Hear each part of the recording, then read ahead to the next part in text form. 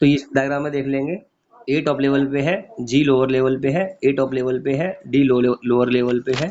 जो पावर होती है फ्लो फ्लो करती है टॉप से बॉटम पे, तो पावर है फ्लो करेगी टॉप से बॉटम पे। और जो आपकी रिस्पॉन्सिबिलिटी जो आपकी होती है वो फ्लॉम करती है बॉटम से टॉप पे। तो डी जो लोअर लेवल से है इसकी रिस्पॉन्सिबिलिटी ज़्यादा है, ये सी को रिपोर्ट करेगा, सी बी को रिपोर्ट करेगा और बी करेगा ए को रिपोर्ट। ए ऑर्डर देगा बी को, बी देगा सी को और सी देगा डी को। अगर ये चल रहा है इसको हम बोलेंगे स्कॉलर चेन। ठीक है। अब जो दो लोग सेम लेवल पे काम कर रहे हैं जैसे डी और जी है, ये अगर सेम लेवल पे है और अगर ये आपस में बात करना चाहते हैं तो इसको हम बोलते हैं गैंग प्लैंक, से बोलते हैं gang plank. When two person working at the same level but in different department, they want to talk और they want to communicate and they create some medium, then that medium is called gang plank. यानी कि किसी और department का इंसान किसी और department के इंसान से बात करता है या एम्प्लॉय, और वो उसी लेवल पे काम कर रहे होते हैं। मान लो दो हैं असिस्टेंट मैनेजर, तो दो असिस्टेंट मैनेजर हैं अलग अलग ब्रांच के, ब्रांच ए और ब्रांच बी के, वो आपस में बात करेंगे, उसको हम बोलेंगे गैंग प्लैंक। ठीक है। तो मैंने आपको बताया कि the chain should not be violated, scholar chain क्या है आपको वायलेट नहीं करनी है, accept in emergency situation. Emergency है तो आप स्कॉलर चेन को वायलेट कर सकते हैं, वरना आपको ये नहीं करना। ठीक है। तो फिर क्या होगा आपका, फिर आप कहीं से भी कहीं बात कर सकते हैं। और हम चल रहे हैं नेक्स्ट पे, वो है ऑर्डर। ऑर्डर समझना बहुत जरूरी है, ऑर्डर के बिना बात नहीं चलती। सबसे इंपॉर्टेंट जो हमारा प्रिंसिपल है वो है ऑर्डर का। फ्यूल ने देखा कि क्या है, सामान कहीं भी रखा हुआ होता है और जब टाइम पड़ता है तो हमें मिलता ही नहीं है। यही हाल हमारे घरों में भी है, यही हाल शादी के टाइम में भी होता है कि सामान सब ले आए, रखा कहाँ पे पता ही नहीं, सामान इतना फैला हुआ है। घरों में भी ऐसे ही है, आपके शॉक्स कहीं पड़े हुए हैं, आपके शूज़ कहीं पर है, आपका बैग कहीं है, आपका पर्स कहीं है, आपका हैंकी कहीं पर है, आपके पेन कहीं है, आपकी आयरन कहीं पड़ी हुई है। और जब आप ढूंढते हैं तो मिलते नहीं है, मिलता है तो फिर लेट हो जाते हैं, है ना। ऐसे ही ऑर्गेनाइजेशन में भी होगा। तो फिर क्या होगा, चलो घर में तो कोई नुकसान नहीं हो रहा है, इतना थोड़ा टाइम लॉस्ट हो रहा है, पर अगर ऐसा बिजनेस ऑर्गेनाइजेशन के अंदर होने लगा या फैक्ट्री में होने लगा तो फिर तो प्रॉब्लम आ जाएगी। मान लो फैक्ट्री में आग लग गई और जो फायर एक्सटिंग्विशर है वो तो अपनी जगह पर है ही नहीं, है ना, या है तो खाली पड़े हुए हैं। तो जब ऐसा हो जाएगा तो फैक्ट्री में काओस हो जाएगा, फिर वहां पर काम नहीं होगा और होगा तो एफिशिएंसी नहीं आएगी। तो इसलिए ऑर्डर जो प्रिंसिपल है वो इसमें बहुत काम आता है और सबसे इंपॉर्टेंट बीच में बताया इसीलिए है ये। अब ये बोलता क्या है आपसे, एक सिंपल सी लाइन है इसके अंदर, कोई ज्यादा बड़ी बात नहीं है इसमें। अ प्लेस फॉर एवरीथिंग, यानी कि हर सामान की एक जगह होनी चाहिए, and everything should be at its place, और वो सामान अपनी जगह पर मिलना भी चाहिए। घर में सबको पता है शेफ लगे हैं, हमारी अलमारियां हैं यहाँ वहाँ सब सामान की, लेकिन रसोई का जो नाइफ है वो आपका बाथरूम में पड़ा हुआ है, क्या नाम है उसका, बेडरूम में पड़ा हुआ है ना। जो आपकी बेडशीट है वो आपने यहाँ डाल रखी है, ड्राइंग रूम में डाल रखी है। तो ऐसा कभी हो जाता है कि सामान कहीं है, रख कहीं दिया हमने। तो ये जो प्रिंसिपल है ये बहुत काम आता है, ये आपसे बोलता है सिंपल सी बात, a place for everything and everything should be at its place. हर सामान की एक अपनी जगह होनी चाहिए और वो सामान अपनी जगह मिलना भी चाहिए। ये नहीं कि जगह तो बना दी आपने उसकी, ये शू रैक है और शू कहाँ पड़े हैं आपके पलंग बेड के नीचे, है ना। कई बार बेड के ऊपर भी होते हैं, कई बार तो गुस्से में लोग ऐसे ही करते हैं।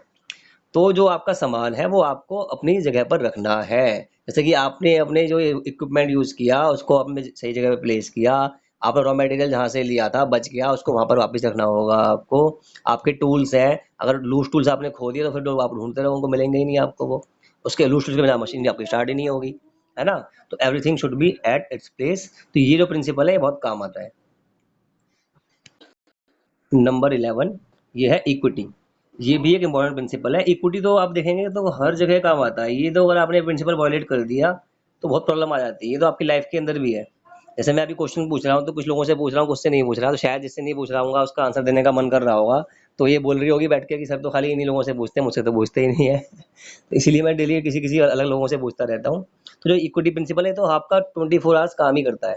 आप कहीं भी चले जाएँ, बस में चले जाएँ, आप कहीं ट्रेन में चले जाएँ, आप सो रहे हो, आप खा रहे हो, आप घर में बैठे हो, आप क्लास अटेंड कर रहे हो, अगर कोई पर्सन आपको इग्नोर करके किसी और को प्रायोरिटी दे रहा है या किसी और को आपसे ज़्यादा भाव दे रहा है, तो आपको लगता है कि यार ये तो बेकार आदमी है, इसकी तो बात सुननी नहीं चाहिए, या आपको मतलब थोड़ा फील होता है कि यार बेकार फील होता है, नेगेटिव फीलिंग आती है थोड़ी आपको कि यार ये तो बेकार चीज़ है, ये तो गलत हो रहा है। सर तो खाली आप फ्रंट रो को पढ़ाते रहते हैं, बैक रो को पढ़ाते नहीं है ना। या सर सारे क्वेश्चन मुझसे करते रहते हैं और उनसे तो पूछते ही नहीं है। अगर किसी एक से पूछेंगे तो भी दिक्कत है, और किसी और से पूछेंगे, किसी एक से दो से नहीं पूछेंगे तो उसको भी दिक्कत होगी, है ना। तो इक्विटी प्रिंसिपल जो है ये बहुत काम आता है। इक्विटी प्रिंसिपल आपको फॉलो करना चाहिए रियल लाइफ के अंदर भी, और वहाँ तो फर्म में तो करना ही है। अगर फर्म में आप नहीं करोगे तो आपका जो काम चोरी जो बोलते हैं उसको वो शुरू हो जाएगी। ठीक है। तो the working environment of the firm should be such that it is free from all kind of biases or discrimination either on the basis of caste, creed, religion, language, belief, background, anything, gender, age, कुछ भी हो सकता है। मतलब आपको किसी भी एक भी कारण से आप किसी से आप भेदभाव कर रहे हैं, आपको किसी का फेस ही पसंद नहीं है, किसी का सैनिटी पसंद नहीं है, किसी का वे ऑफ टॉकिंग पसंद नहीं है ना? आप किसी भी कारण से आप किसी एक को नेग्लेक्ट कर रहे हैं या उसको इग्नोर कर रहे हैं या उसको मतलब किसी बेनिफिट से आप उसको वो कर रहे हैं, है ना? उसको बेनिफिट नहीं मिल पा रहा, औरों को बेनिफिट मिल रहा है वो, और उसको अवॉइड कर रहे हैं किसी ना किसी कारण से। जब ऐसा होगा तो फिर बहुत प्रॉब्लम आने वाली है। इसीलिए ऑर्गेनाइजेशन में जो इक्विटी और जो ऑर्डर प्रिंसिपल है ये बहुत काम के होते हैं। इनको अगर आपने नेग्लेक्ट कर दिया, आप किसी को नेग्लेक्ट कर दो, ऑर्डर और इक्विटी को नेग्लेक्ट मत करो। अगर आपने इनको नेग्लेक्ट किया तो नेगेटिविटी शुरू हो जाएगी और आपकी फर्म फिर डेंजर में आ जाएगी। ठीक है, समझ में आपको आ गया होगा इक्विटी क्या होती है, कि you are giving benefit some to one person and ignoring the other person, हालांकि वो भी उसके लिए लायक है ना? और ये इक्विटी मैंने बात की थी रेम्यूनरेशन के अंदर भी, कि जेंडर में भी इक्विटी होनी चाहिए, जो सैलरी मिल रही है वो दोनों को बराबर मिलनी चाहिए, मैन को भी सेम और फीमेल को भी सेम। ऐसा ना हो कि मैन है तो ज़्यादा दे दिया, फीमेल है तो कम दे दी। तो ये इक्विटी वहाँ भी काम आती है, और ये आपकी पॉलिसी में, डिसीजन में, पेनल्टीज में, दो लोग लेट आते हैं, आपने एक को काम से निकाल दिया, तो अभी यहाँ पे क्या है, इनफेयर हो गया ये, है ना? अनफेयर हो गया आपका तो फिर दिक्कत हो जाएगी। तो इसलिए आपको अनफेयर नहीं होना, because you are the manager. अगर पापा आपके फेयर हो जाए, आप अनफेयर हो जाए तो फिर क्या होगा फैमिली में, है ना? या मम्मी हो जाए तो। अब जो आपने महाभारत देखी है, बताइए आपको धृतराष्ट्र क्या हो गया, वो अनफेयर हो गया, वो खाली दुर्योधन के बारे में सोचता रहा, जबकि उसके 101 बच्चे थे, है ना? तो बाकी 99 को उसने नेगलेक्ट कर दिया। तो उसने खाली दुर्योधन को प्यार किया और बाकी 99 को उसने छोड़ दिया, अनफेयर हो गया। और रिजल्ट क्या हुआ, सारे के सारे मतलब मर गए और दुर्योधन तो मर ही गया। तो इसलिए अनफेयर कभी नहीं होना आपको लाइफ के अंदर भी, और आपको ऑर्गेनाइजेशन के अंदर भी। स्टेबिलिटी ऑफ पर्सनल, ये क्या है, सीधी सी बात है कि जो आपके यहाँ पे काम कर रहा है he should be appointed on the permanent basis. उसको जो आप काम दे रहे हैं उसको कम से कम एक पीरियड दे दो, एक मिनिमम पीरियड दे दो कि हाँ 5 साल काम करोगे, 2 साल काम करोगे, और लगता है कि वो अच्छा काम कर रहा है उसको परमानेंट कर दो। ये नहीं कि इसको टेंशन दे दो, आप कल आपको निकाल देंगे, परसों आपको निकाल देंगे, तरसों आपको निकाल देंगे। अगर उसके दिमाग में ये रहेगा कि मुझे निकाल देंगे तो वो अच्छा काम नहीं कर पाएगा और कहीं और जॉब देखेगा। तो the person who is working in your organisation, the employ, you have to give him the stability of tenure, है ना? आपको उसको देना है कि आप कम से कम 5 साल, 10 साल, 20 साल हमारे साथ ही है, कहीं जाने वाले नहीं है। अगर आप ऐसा करेंगे तो अपना बेस्ट देगा आपको, और वरना वो यहाँ वहाँ पे जॉब ढूंढेगा और आपके पास अच्छे से काम नहीं करेगा। अब चलते हैं नेक्स्ट पे। ये है इनिशिएटिव, जो मैं अभी कर रहा हूँ, क्लास में इंटरेक्शन कर रहा हूँ तो कुछ लोग खुद से बोलते हैं, चार्ली ने भी खुद से आंसर दे दिया। इट इज कॉल्ड इनिशिएटिव, है ना? कि जो एम्प्लॉयज हैं उनके अंदर इनिशिएटिव को डेवलप करना है, कि वो खुद से आगे आए काम करने के लिए, नया आइडिया लेके आए, नए सॉल्यूशन लेके आए, नए वे ऑफ थिंकिंग लेके आए, न्यू टेक्नोलॉजी खुद से लेके आए, उनको प्रमोट किया जाए, उनको एंकरेज किया जाए, है ना? जैसे आप क्वेश्चन का आंसर देते हैं तो मैं आपको बोलता हूँ अच्छा आंसर दिया, हालांकि कई बार आंसर उतना अच्छा नहीं होता, पर एंकरेज करना मेरा काम है। अगर मैं बोलूँगा बेकार है, बेवकूफ़ हो, तो आप आगे आंसर नहीं दोगे, उसको देख के दो और नहीं देंगे। तो इसलिए इनिशिएटिव को आपको एंकरेज करना है, लोगों की बात सुननी है, एम्प्लॉयज की कम से कम बात सुननी तो है, आप उसको मानो या नहीं मानो वो बात की बात है। तो at least listen, and if something is fruitful you employ it. अगर कुछ लगता है आपको अच्छा है तो आप उसको वो भी कर सकते हो, इम्प्लीमेंट कर दो उसको, उससे बेनिफिट ले लो।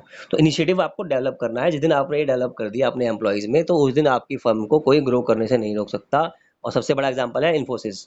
वहाँ एम्प्लॉय को इतना इनिशिएट किया जाता है, इतने उनको बेनिफिट दिए जाते हैं, इतने बक्स दिए जाते हैं, इतना एनकरेज किया जाता है, जो एक बार कंपनी में चला जाता है इन्फोसिस के अंदर, शायद ही कभी वहाँ से वो जॉब छोड़ के बाहर जाता है।